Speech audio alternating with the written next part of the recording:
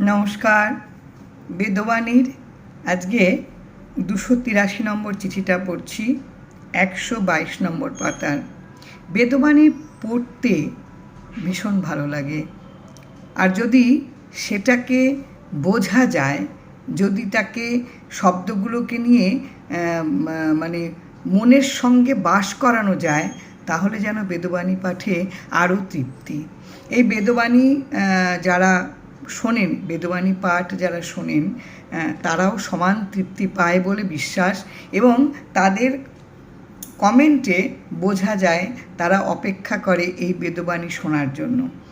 আমার একটা অনুরোধ রইল, যারা বেদবাণী শোনেন আমার চ্যানেলটা একটু সাবস্ক্রাইব করে দেবেন, তাহলে প্রত্যেকটা আমার ঠাকুর প্রসঙ্গ আপনাদের কাছে এসে পৌঁছবে। আর যদি শেয়ার করে দেন, তাহলে এই বেদবাণী আরও বেশ কিছু মানুষের মধ্যে ছড়িয়ে পড়বে এবং তারা শুনে সমান তৃপ্তি পাবে। ঠাকুর আশ্রিতজনকে লিখেছেন 283 নম্বর চিঠিতে। এটা প্রথম খণ্ড, বেদবাণীর প্রথম খণ্ড। ঠাকুর লিখেছেন, প্রারব্ধ বশত জীবের গতাগতি স্থিতির যোগ বিয়োগ উৎপন্ন হয়। কতগুলো শব্দ, সেটা নিয়ে একটা বাক্য, কিন্তু ঠাকুর যা লিখেছেন, যদি সেটাকে না বোঝা যায়, না আত্মস্থ করা যায়, তাহলে এটা কিন্তু শুধু একটা শব্দের মিলন হয়, কতগুলো শব্দের মিলিত একটা বাক্য হয়।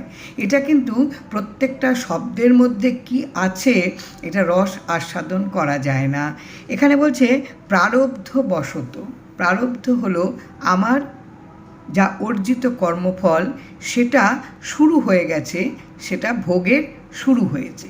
এই প্রারব্ধ বশত, এই প্রারব্ধের কারণে জীবের, আমাদের যাদের প্রাণ আছে তাদের গতাগতি, গতাগতি হচ্ছে আসা যাওয়া, যাতায়াত, এই গতাগতি স্থিতির যোগ, এই যাতায়াতের স্থিতি, স্থিতি হচ্ছে যার অবস্থান, সময়ের পরিবর্তনের সাথে পরিপার্শ্বের যে একটা, যখন কোনো বস্তুর পরিবর্তন হয়, অবস্থানের পরিবর্তন হয়, এই স্থিতি যেখানে আছে সেখানে অবস্থার কোনো পরিবর্তন হয় না। যে কোনো পরিস্থিতি আসুক না কেন, অবস্থার পরিবর্তন হয় না, এটা স্থিতিশীল, একদম স্ট্যান্ড, মানে ওটার কোনো পরিবর্তিত ওটা হয় না। যাই পরিবেশ আসুক না কেন, যাই পরিস্থিতি তোমার সামনে আসুক না কেন, স্থিতি অর্থ হচ্ছে যার পরিবর্তন হয় না, একেবারে এক জায়গায় সে স্থিরভাবে থাকে।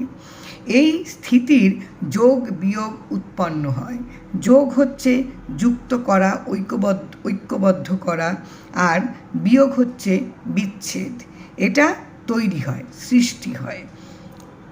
তাহলে কি দাঁড়ালো? প্রারব্ধের বশে আমার যা অর্জিত কর্মফল, এই কর্মফলের ভোগ শুরু হয়েছে। এই কারণে আমার কি হবে, প্রত্যেকের যে যাতায়াত, যে গমনাগমন, এর এই যে স্থিতি, এই যে আমি যদি হেরে যাই, আমি যদি দুর্বল হয়ে পড়ি এই প্রারব্ধ ভোগ করতে গিয়ে, তাহলে আমি পরিবর্তিত হব, তাহলে আমার পরিবর্তন আসবে। কিন্তু আমি যদি স্থির থাকি, স্থিতাবস্থা আমার যদি থাকে, তাহলে যোগ বিয়োগ যাই উৎপন্ন হয় না হোক না কেন, আমার স্থিতাবস্থা থাকবেই। আমার যদি কোনো জিনিস যুক্ত হয়, বা কোনো জিনিস আমার যদি হারিয়ে যায়, কোনো জিনিস যদি বিচ্ছেদ হয়, অভাব হয়, তবুও আমার যদি সৃষ্টি হয়, তবুও আমার স্থিতাবস্থা দূর হবে না। প্রারব্ধবশত জীবের গতাগতি স্থিতির যোগ বিয়োগ উৎপন্ন হয়। তখন এই যে পরিবর্তন আসে, কখনো অভাব সৃষ্টি হয়, কখনো ঐক্যবদ্ধ হয়, এই নানান রকমের পরিবর্তন আসে। কিন্তু আমার যদি স্থিতি অবস্থা থাকে, আমার যদি পরিবর্তনশীল না হই, আমি এক জায়গায় যদি আমি স্টেবল থাকি, তাহলে এই যোগ বিয়োগ আসুক, এই যা কিছুই গমনাগমন করুক না কেন, যা কিছুই আমার জীবনের মধ্যে আসুক, আমার কোনোটাতেই কিন্তু কোনোভাবেই আমার পরিবর্তন হবে না, আমি ঠিক থেকে যাব। কিন্তু যদি আমি ঠিক না থাকি, তার কারণটা কি হবে না, আমার যে কর্মফল শুরু হয়েছে এই কর্মফল শুরুতে আমার অস্থিরতা যদি আসে, আমার যদি ধৈর্য হারিয়ে যায়, তাহলে কিন্তু আমার ভেতরে নানান অভাব এসে বাসা বাঁধবে, নানান কখনো আবার আনন্দ যেটা যোগ, যেটা ঐক্যবদ্ধ হওয়া, সেটা একটা হবে, আমাকে পরিবর্তিত করে দেওয়ার চেষ্টা হবে, পরিবর্তিত আমি হব শুধু প্রারব্ধ ভোগের জন্য।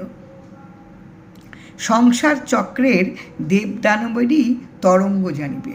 এই যে আমাদের গার্হস্থ্য জীবন, এই যে আমাদের জীবন, ইহকাল, পার্থিব যে জগৎ, এখানে ঠাকুর বলছেন এই যে চাকা, এই যে চক্র, যে এই যে তোমার যে প্রত্যেকটা মুহূর্তের যে আমাদের একটা পরিবর্তন, যে একটা ঘুরপাক খাচ্ছে, এই ঘুরপাক খাওয়া চাকা, এটা একটা ঘটনার একটা পর্যায়, ঘটনার একটা পর্যায় যেটা ঘুরতে থাকে। এই সময়ের সংসার চাকায়, এই চাকাতে দেবও আছে, দানবও আছে, এদেরই একটা তরঙ্গ হচ্ছে লহরী, তোমাকে আন্দোলিত করে, তোমাকে পরিবর্তিত করতে চায়, বারে বারে তোমাকে ধাক্কা দেয়, ধাক্কা দেওয়ার ফলে তুমি স্থানচ্যুত হয়ে পড়ো। যে স্থানে তুমি থাকবার চেষ্টা করো, কিন্তু এই দেব, দৈত্য, দানব এবং সেখানে দেবতাও আছে, দেব দানবের এই যে একটা ঢেউ তোমাকে মাঝে মাঝে তোমাকে স্থানচ্যুত করে দেবে, তোমাকে মাঝে মাঝে তোমাকে ধাক্কা দিয়ে সরিয়ে দেওয়ার চেষ্টা করবে। এটা কিন্তু সংসার চক্রেই এটা হয়। কি অপূর্ব চিঠি এগুলো না, এগুলো প্রত্যেকটা শব্দকে নিয়ে যদি প্রতিটি মুহূর্ত যাপন করা যায়, এগুলো কিন্তু ভীষণ ভালো লাগবে। কেননা এই যে ঠাকুর বললেন যে আমার যা কর্মফল, এই কর্মফল শুরু হয়েছে, আরম্ভ হয়েছে, এটা ভোগ করতে গিয়ে কী হবে, এটা ভোগ করতে মানে এই প্রারব্ধ ভোগ করতে গিয়ে আমার ভেতরে নানান চাপান উতর আসবে। তার ফলে সেই কারণেই প্রারব্ধ ভোগ করার কারণেই আমাদের মধ্যে কি হয়, নানান রকমের আনাগোনা হয়, গতাগতি হয়, যাতায়াত হয়। কিসের যাতায়াত? আমার যে স্থিতাবস্থার, এটার কখনো যোগ হয়, কখনো বিয়োগ হয়, কখনো আসে, কখনো যায়, কখনো সেটাকে আমরা যোগ করতে পারি, ঐক্যবদ্ধ করতে পারি, কখনো সেটা আমাদের থেকে সরে যায়, বিচ্ছেদ ঘটে। শুধু এই প্রারব্ধের কারণে আমরা আমাদের স্থিতাবস্থায় রাখতে পারি না নিজেদেরকে। কিন্তু যদি নিজেকে যদি পরিবর্তন না করি, এক জায়গায় যদি নিজেকে অবস্থান করে রাখতে পারি, তাহলে কিন্তু আমাদের এই প্রারব্ধের কারণে আমাদের এত অভাব, এত ঐক্য, মানে কোনো কিছুরই আমাদের কিন্তু একটা সৃষ্টি হবে না। কারণ আমি স্ট্যান্ড বাই থাকতে শিখেছি। আমার যাই আমার জীবনকে এসে আন্দোলিত করুক না কেন, আমি জানি যে আমি যদি নামে স্মরণে থাকি, তাহলে আমি এইভাবেই থাকতে পারবো, যাই আসুক আমার জীবনে, যত বিপর্যয় আসুক না কেন। কি অপূর্ব, মানে এগুলোকে নিয়ে মানে যাপন করা যায়, এগুলোকে নিয়ে প্রত্যেক দিনের বাস করা যায়। প্রারব্ধের কারণেই আমাদের আমাদের যে অবস্থান, এই অবস্থানের যোগ বিয়োগ হয়। কখনো ভালো থাকি, কখনো খারাপ থাকি, কখনো অস্থির হয়ে পড়ি, কখনো আবার স্থির থাকি। এই যাতায়াত আমাদের মধ্যে চলতে থাকে। ঠাকুর বলছেন সংসার চক্রের এই যে চাকা ঘুরছে সংসারের, এখানে দেবতাও আছে, এখানে দৈত্যও আছে, দানবও আছে। এই দুটোর তরঙ্গ, এই যে কখনো আমাদের ভালো থাকা, কখনো আমাদের খারাপ থাকা, কখনো মনকে অস্থির করে দেওয়া, এই যে ঢেউ এসে আমাকে স্থানচ্যুত করে দেয়, ধাক্কা দেয়, আমাকে আন্দোলিত করে, এটা শুধু সংসার মানে এই চাকাতেই দেবদানব ঘুরে বেড়াচ্ছে অবিরাম, এতেই আমাদের মধ্যে এইটা আসে। এটা লেখার কারণ হচ্ছে, মনে হয় ঠাকুরের সেই আশ্রিতজনকে এই চিঠিটা লিখেছেন যে তুমি যে অবস্থাতেই পড়ো না কেন, স্থিতাবস্থা হারিও না। তুমি কখনো কোনো চাকাতে পড়েও যে কোনো তরঙ্গ তোমাকে এসে ধাক্কা দিয়ে ফেলুক না কেন, আন্দোলিত করুক না কেন, তুমি কখনোই স্থানচ্যুত হবে না। তরঙ্গটা কি? তরঙ্গটা হচ্ছে যে আলোড়নের ফলে শক্তি, তার শক্তিতে এক স্থান থেকে আরেক স্থানে আমি স্থানান্তরিত করে দেয়। কিন্তু তোমার যদি শক্তি থাকে তাহলে কিন্তু তোমাকে স্থানান্তরিত করতে পারবে না। উদাহরণস্বরূপ বলা যায় যে এখানে হচ্ছে সূর্য আর শব্দ, তাদের কিন্তু কখনো, তারা তরঙ্গে ভাসে, কিন্তু তাদেরকে কখনো কিন্তু স্থানান্তরিত করা যায় না, কোনো কিছুতেই না। কি অপূর্ব ঠাকুর বলছেন যে তোমাকে যেন কোনো অবস্থাতেই তোমাকে যেন স্থানান্তরিত না, তুমি যেন স্থান পরিবর্তন না করো।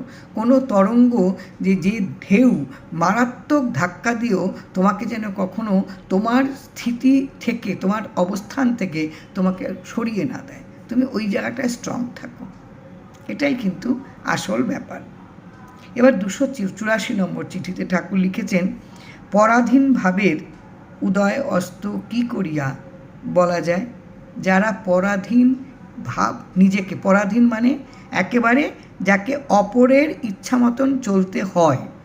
আমি যদি মনে করি আমার ভাব যদি থাকে আমার সবটুকু সমর্পিত ঠাকুরের পায়ে এবং তার ইচ্ছাতেই আমি চলব, তার ইচ্ছেতেই আমার সমস্ত ওঠা বসা, তাহলে তার আবার কিসের উদয় কিসের অস্ত? কি, তার তো কিছুই নেই। সে যদি সবটুকু সমর্পণ করে দিয়ে নিজেকে পরাধীন ভাবতে পারে, ভাব যদি আনে পরাধীনতার, যাতে তার অধীনস্থ আমি, তিনি আমাকে চালাচ্ছেন, আমি চলছি, তিনি আমাকে যা দিচ্ছেন ওটাতেই আমার তৃপ্তি হচ্ছে। কারণ আমি যদি পরাধীন থাকি তাহলে তো আমার কিছু, আমার আমিত্ব বলে কোনো পদার্থ থাকে না। ঠাকুর বারবার বলছেন তো যে কর্তৃত্ব ত্যাগ করো, কর্তৃত্বের অহংকার তুমি ত্যাগ করো, তোমার ভেতরে আমিত্ব তুমি দূর করো। আমিত্ব দূর করা মানেই তুমি তার স্মরণে পুরো নিজেকে নিয়োজিত করতে পেরেছো। তুমি যদি তার স্মরণে তুমি সম্পূর্ণ নিজেকে নিয়োজিত করতে পারো, তাহলে কিসের তোমার মানে তোমার উৎপত্তি, উদয় কিসের, আবির্ভাব কিসের, আর তোমার অবসান কিসের? তোমার কোনো কিছুই কিছু নেই। তোমার কিসের না দেখা, কিসের অবসান, আর কিসের তোমার উৎপত্তি, কিসের তোমার আবির্ভাব, কিসের তোমার উত্থান? কেননা তুমি সম্পূর্ণ নিজেকে বিকিয়ে দিয়েছো তার পায়ে। তিনি যেমন চালাবেন তুমি তেমন চলবেন। উফ বাবারে, এই চিঠিগুলো না, এই চিঠিগুলো যে ভাবায়, সত্যি কথাই ভাবায়। আমরা পরাধীন হতে পারি না, আমরা তার অধীনে নিজেকে অর্পণ করতে পারি না, যার জন্য আমাদের ভেতরে নানান আন্দোলন এসে হাজির হয়, নানান দুঃখ, নানান শোক তাপ, নানান বিরহ বিচ্ছেদ, নানান উৎপত্তি, সব কিছু নিয়ে যখন আমরা কিছু পাই তখন আমরা আনন্দে নেচে উঠি, যখন আমাদের অভাব হয় তখন আমরা দুঃখে ভেঙে পড়ি। আর যদি আমি পরাধীনভাবে, পরাধীনতার যদি ভাব আনতে পারি, আমার সত্তা যদি হয়, আমার স্বভাব যদি হয়, আমার আরাধনা যদি হয়, আমার আবেশ যদি থাকে পরাধীন হওয়ার, এই ভাব যদি আমার মধ্যে আসে, তাহলে আমার ভেতরে কি উদয় কি অস্ত কিছুই আমার কাছে কিন্তু কোনো একটা বিষয় হয়ে দাঁড়াবে না। এটাই মেইন বিষয়, এটা আমার কাছে হবে না। কি অপূর্ব চিঠি ঠাকুর আশ্রিতজনদের কাছে লিখেছেন যে এই চিঠিগুলো আমাদের এখনও প্রত্যেক মুহূর্তে চলতে গেলে এই চিঠিগুলো বড্ড প্রয়োজন। এই চিঠির প্রত্যেকটা বাক্য, প্রত্যেকটা শব্দ নিয়ে প্রতিটি মুহূর্তে বাস করা যায়। ভীষণ প্রয়োজন এই চিঠিগুলো। জয় রাম, জয় রাম।